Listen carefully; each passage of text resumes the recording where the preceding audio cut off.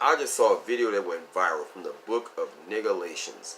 You can't make this shit up. To the book of Revelations, chapter 666. Man, this dude is a video of a preacher that went viral. This nigga came floating down the ceiling like this on some chains, like he in a Tool concert. I'm about, yeah, you ready for his return? And you know, I was reading the comment section when I saw the video, and it was basically everybody saying, okay, here come the this is why I don't go to church brigade. And you know what? Yeah, I'm one of them. This is why I don't go to church. If your church exceeds 200 people and it gets bigger and bigger and bigger because your pastor has a good message, let them stand outside. Once your church becomes a mega church,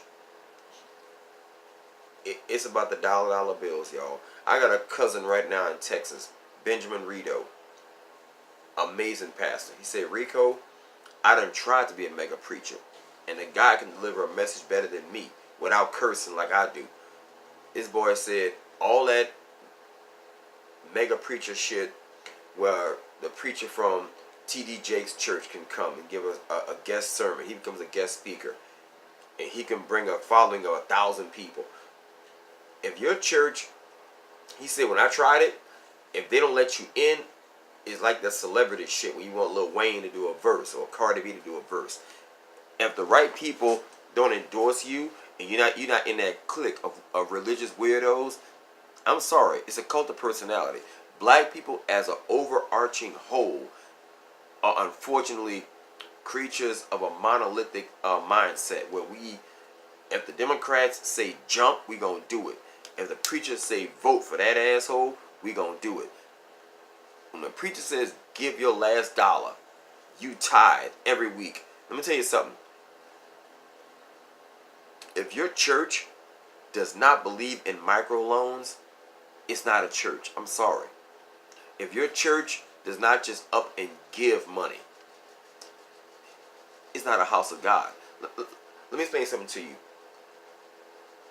Spiritual masturbation, just listen to a guy talk about some great feeling stuff and you feel good about yourself, you feel inspired. Yeah, I'm going to go ahead and give a bunch of money to this church, and I pray to God some good stuff happens next week. And if I get it, it's about a 50-50 return. 50-50, I get what I pray for, and 50% of the time I don't get what I pray for. So it's His will be done today. But, well, it wasn't in God's plan. I don't mind men of God putting themselves out there to be servants of God. But when you out there with a 10,000 member church and you're doing all this feminine shit, well, back in the old days, these old school preachers were out there putting in work in the street, getting clothing. Multi-purpose buildings are cool. 70 years later, from my memory, when I see Martin Luther King and all them guys marching, those preachers had businesses. They created businesses. They supported businesses. These preachers today, they hustlers, they poverty pimps, and they're feminine. They're very, very feminine, and they are in competition with each other. You see, back in the days, 70 years ago, when there was segregation and Jim Crow and all this other stuff, a lot of these preachers knew for a fact they also stood the risk of getting their ass killed and murdered by some racist white dude in a pickup truck or a whole group of them. So you had segregation and all this stuff. These black preachers taught self-reliance and self-determination. With integration, they figured, well, we got, the freedom now to be more weird, and we can, get the little pink suits and the pink gaiters and the, $200,000 car, and these assholes gonna still support us. And we now don't risk the chance of getting, hung or lynched, to a degree where, we have to have the bishop or the deacon take my spot. I can be as weird as I want to now. I can go on TV and be a televangelist with an Instagram following and a $45 million plane. But peep this. Motherfuckers are shooting up churches now. You know that? A lot of these guys who actually have been stopped or killed in a process of committing more mass murder have always said it. We tried to go into a church first. The guy that shot up, I think, at a Kroger, the one who shot them 2 black people, he said it. He said, you know what? I tried to go into a church first, but the church was locked. Dylan Roof shot a church. There was a church got shot in Texas. Bruh, y'all need to, I understand. A couple of guys in the comment section, mostly girls, in the comment section was quoting, if you just come to one of our sermons and see all the great work this guy is doing. Let me tell you something. Mississippi is right under us. I'm in Louisiana and New Orleans. Mississippi, as far as like education, economic development, is right under us. Mississippi is, in fact, is the first in all of the worst indexes of society as far as education, minimum wage, quality of living, quality of life, and they're at the bottom of the list of everything that's good. And you sitting there praising this guy like our church is doing all this great, magnanimous stuff. In closing, let me say this, y'all. There's a reason why men don't go to church, and church is full of feminine, over sensitive single women. Women love emotional stuff. They love feel-good legislation. They love feel-good music. Men are protectors, providers, and procreators. We are hunter-gatherers. You got to bring home the money, bring home the bacon. And at the end of the day, if your church is not putting men to work, are churches supposed to do that? No. That's the trick about a church. A church is only supposed to preach out the Bible, make you feel good, and send your ass back home to fend for yourself. I'm friends, real, literal friends, with Arabic dudes, with like 17 of them. I used to own a sign shop, and them dudes would come to my sign shop to get their taxi cabs made. You know, like the words that says like Rajad Taxi Service, and they'll go sit in the taxi cab lot at the airport. So one of these guys came to me, and some Africans too, a couple of Haitian dudes. They'll come to me and say, our church is not like y'all church. We have a mosque and one imam. The money goes to God. The imam is a taxi cab driver himself. The imam is not a nigga in a Phantom or a Bentley or some kind of, extravagant car. He said Muhammad does not like that stuff. He does not like, the jewelry, the bling bling earrings. We're not for that. We're for economic development. We're for family first. And that's it. That's our value system. The nigga value system, a big old choir. A nigga floating on chains through the crowd giving a great sermon. He said we don't have televangelists in the Arabic community.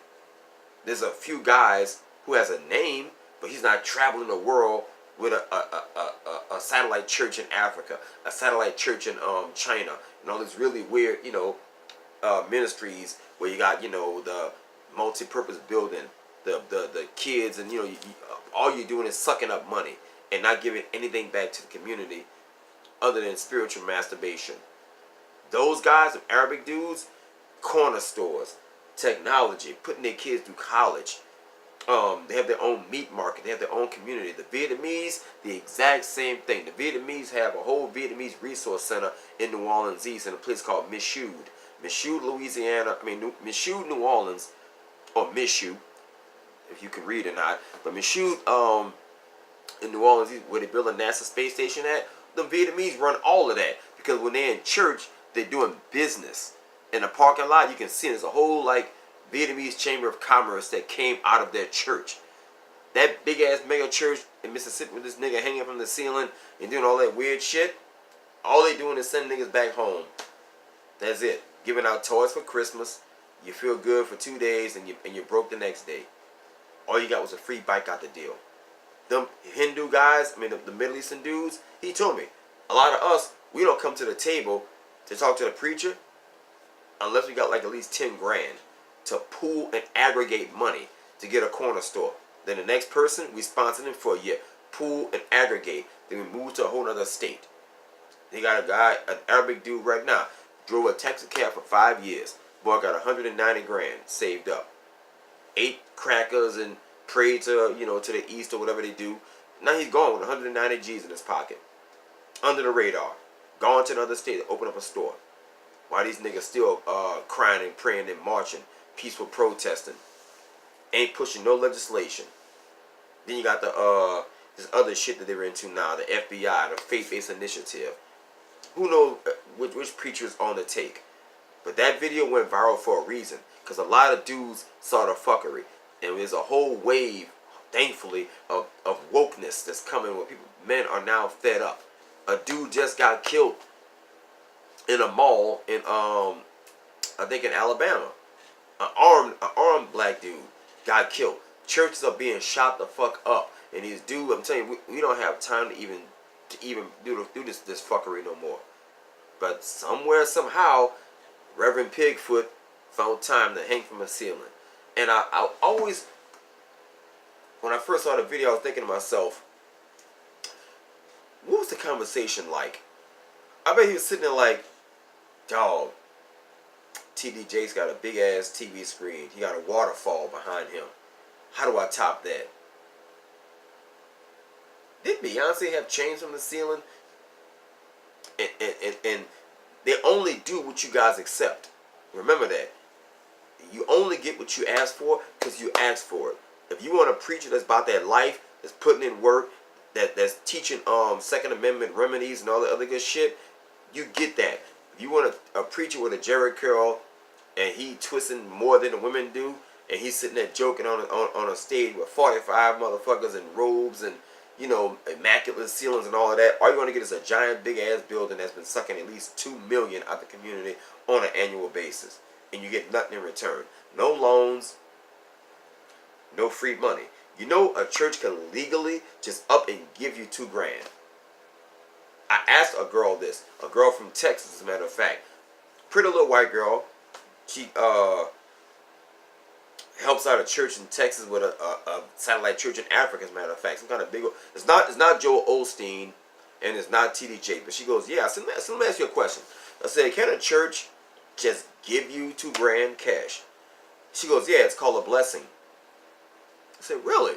So if TDJ want to get off his weird ass and say, God wants me to give you $2,000 to 200 families, he can do it. She goes, yeah, he can do that. If he wants to.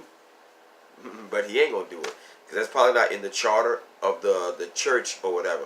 So if your church is a mega church like BSM, whatever that Brown Baptist Ministry Church is, if you are a struggling parishioner of that church and you've been paying tithes and Reverend Porkchop don't feel it in his soul to just give you $2,000 for Christmas or to start a business, get the fuck out that church and go home and pray to yourself. Pray to God in your own house and stack your money and keep your money for a rainy day. That's the way God wants it. Anyway, guys, hit like, share, and subscribe. I am out of here.